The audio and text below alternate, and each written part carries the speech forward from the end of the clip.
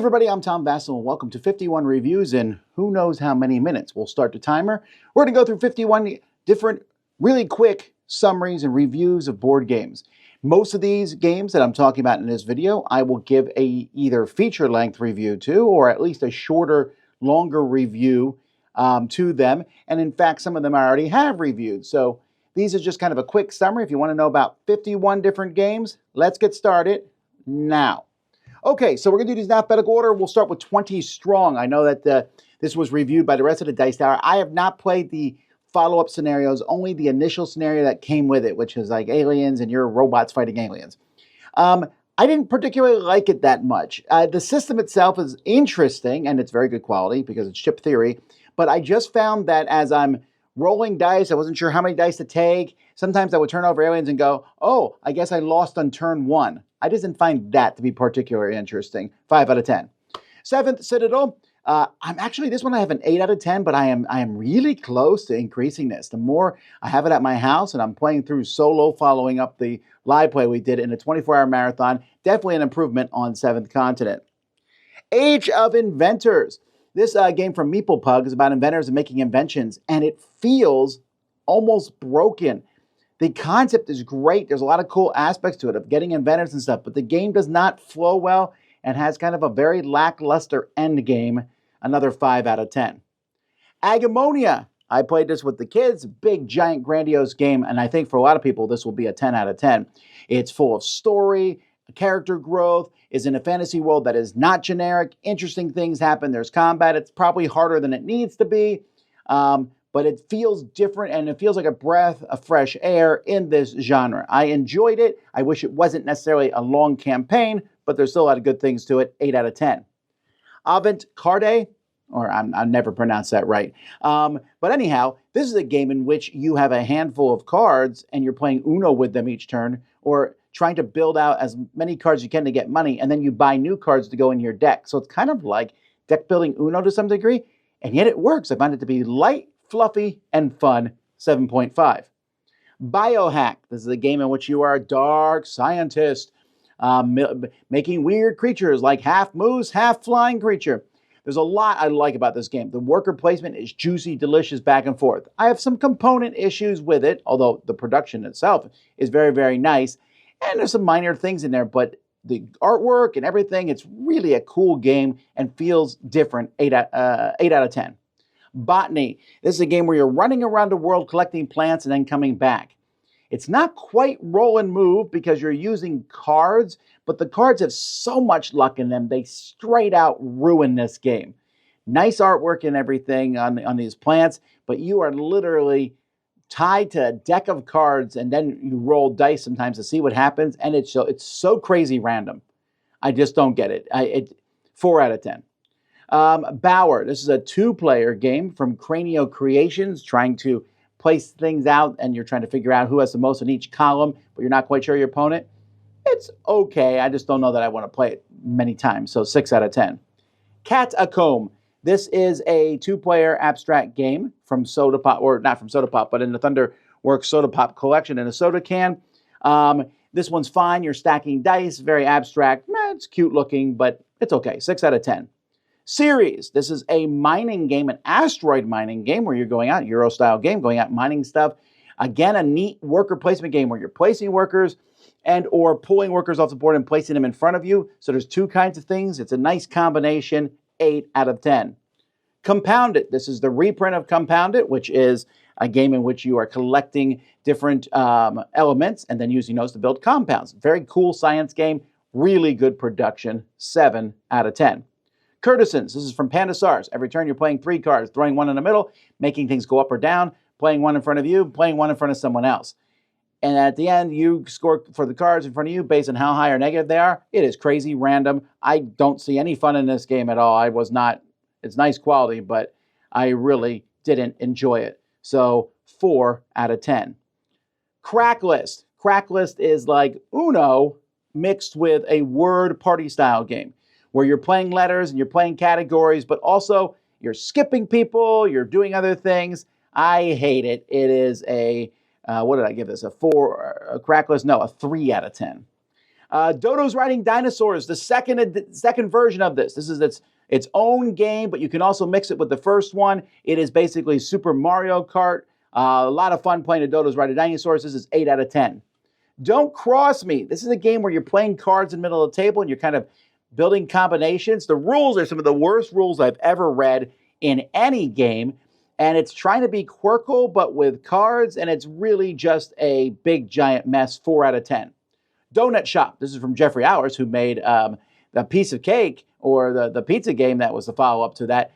And this one is about donuts. You're placing donut cards out there and then trying to box them, finding groups and boxing them. I found it to be an enjoyable, fun, kind of family weight game, 7.5. Evolution, Another World. This is a reprint of the original Evolution, not the one Northstar did, but the one from the original company. And no, Siri, don't interrupt me now. Anyhow, what did I say? It made Siri come up. But anyway, don't stop here. Anyway, it uses fantasy animals. It's good. It's not amazing, but it's pretty good, and I like playing it. It's a really fast back and forth game. 7 out of 10. Expeditions Around the World. This is a reprint of a game that's, I think, 20 years old now, from Wolfgang Kramer and Michael Kiesling. A great game about a race around the world, essentially, and you're all connecting 3 expeditions. This is a true classic, and this Super Meeple reprint is really well done. 7.5. Find Finley. This is a little logic game where there's like a big map, Where's Waldo style, and you have to figure out where Finley is hiding using cards that give you deductive clues and trading them back and forth with other people. Nice. 7 out of 10. For Genesis. This is one of those soda pop games where you're building cubes, and it's not very good at all. 5 out of 10.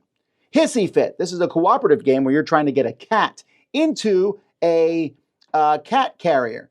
I think the theme is pretty funny. It's a very light, small, cooperative game. There's not many of those that come out these days. It's enjoyable. 7 out of 10. Holly and Oak. This is a trick-taking game from Tom Lehman, and I really dislike this one also. I didn't think it was particularly interesting. I give it a 5 out of 10. The Trump suit changes based on the season, but you can play the season it is now or the season after. It felt like there was a few more rules, but that extra complexity added nothing to the game for me. I like trick-taking, but this was not that great. Katootsie. This is another 5 out of 10 for me. This is play a category card, play a letter card, and guess it. That's it. That's not that interesting. 5 out of 10. Kinfire Delve, Vainglory's Grotto. So this is a solo game set in the Kinfire universe. And folks, well, it's 1 to 2 players, I guess. But I played it exclusively solo, and I love it. I think it's fantastic. I've beaten it. I've lost to it. I think it's the right level of challenging. The newest set that just came out is very, very difficult. But it's quick. It's fun. It gives me these highs and lows. It's a great solo game. 8.5. Lightseeker. This is the worst of the soda pop games. This one, you're placing cubes out and forming groups of light and darkness. I didn't like it at all. 4 out of 10. My Parents Might Be Martians. This is a game in which there's no winner, or the kids always win. It's just bad rule set where you can only give words of 1 syllable, which you could play with your kids, or you could just play Primordial, or any of these other games that have this sort of thing in it. I think it's terrible. 4 out of 10. Mytikas. This is a worker movement style game where you're also collecting gods and using the gods' powers. It's a very, very, very interactive Euro style game. I don't think everyone will like it, but I enjoy it. 7 out of 10. Open Season. This is a very weird game from Sit Down where people are invading your house or your dungeon and you're just killing them. They're heroes and you're capturing their heads. That's a funny theme, but the game itself is just kind of a set collection game that has 800,000 different rules. That's not true, but it feels like the rules overload in this game is too much, so I did not particularly care for it. 5 out of 10. Paper Trail. This is a deduction game where one person's the teacher, other people are the students, and you as a teacher are trying to figure out how they're passing notes. I wanted to like it more than I did. I just wish there was more deduction involved. Cool theme, but that's the best. It just doesn't get there for me. 6.5. It's close. Pass. This is a trick-taking game where the highest sum of the numbers played is the card that wins. That's interesting. It's just a little too chaotic for me. 6 out of 10. Pick a Pen series. There's 3 of these. Pick a Pen Crypts. This one, you are rolling pencils, which is useless, but whatever. You roll these pencils and you fill in things, and then they let you fill in other ones. It's very, very simple, but it works well. 7 7.5. Pick a Pen Gardens is probably the coolest one, where you're trying to fill in different groups with these different color pencils. That is an 8. And Pick a Pen Reefs. This is the where you're like, it's really a train game. I don't know why they pretend that you're going around underneath, connecting things. It's like a subway lines, but whatever. They all work well. That one's the lowest, a 7 out of 10. Portals, Portals is an abstract game where you're placing these gems on cards and then using those cards to put them into these portals. Very themeless game. I think everyone at Dice Tower hates it, but I enjoyed it. 7 out of 10. Post Office. This is a game about, delivering packages, but it's a tile-laying game like Tetris style. But you're placing these little squares that allow you to put out other pieces. I'm very impressed with this one. It's a nice little easygoing game. 7 out of 10. Primal the Awakening, a giant, huge game. In fact, it's too big for me to give it a 10. I'm giving it a 9 because the box is too big.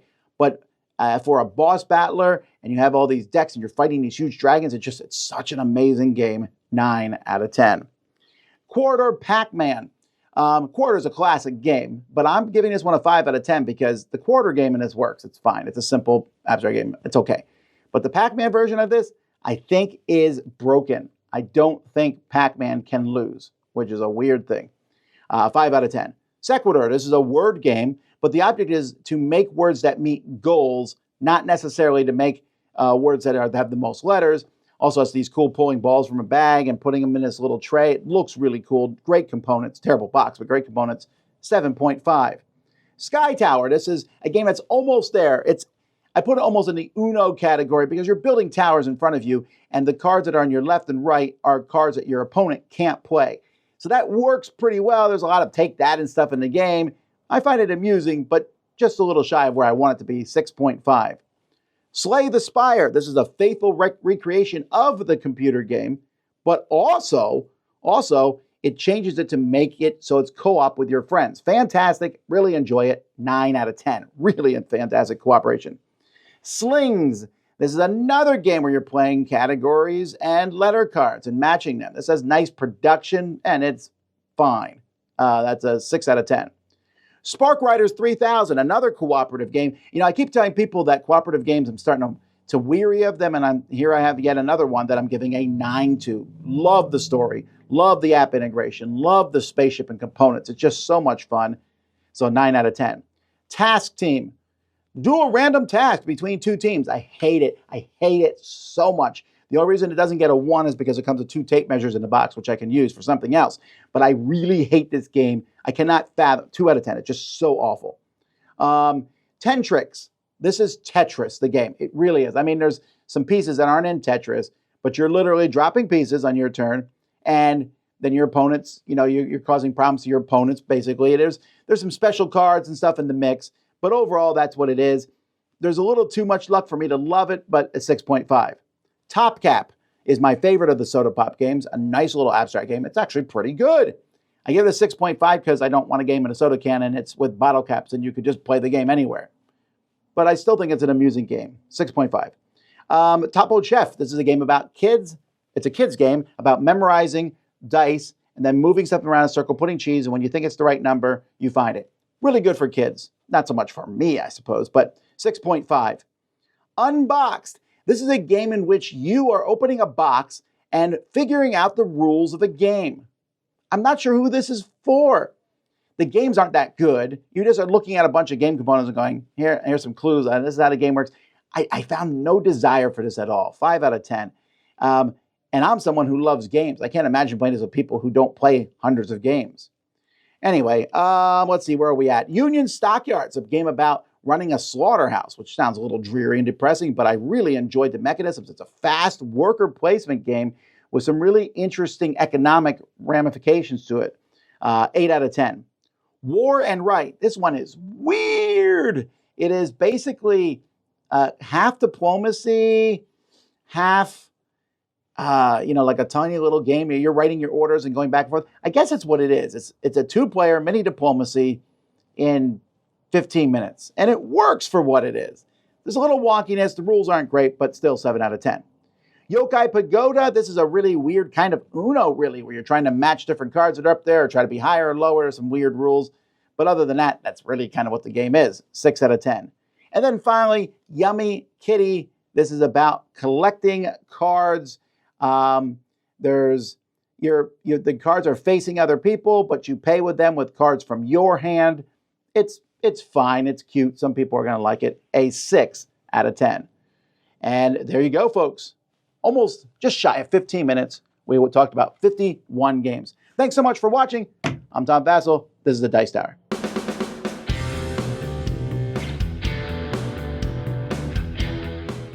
Hey folks, thanks for watching another one of our videos. If you like our videos, if you like our channel, you would love to game with us at one of our conventions. Check out Dice Tower Cruise, Dice Tower East, and Dice Tower West. Fantastic conventions where we play games with wonderful people, a humongous library, and lots of other events and stuff. Also, don't forget to check out our channel, like and subscribe. I'm Tom Vasel.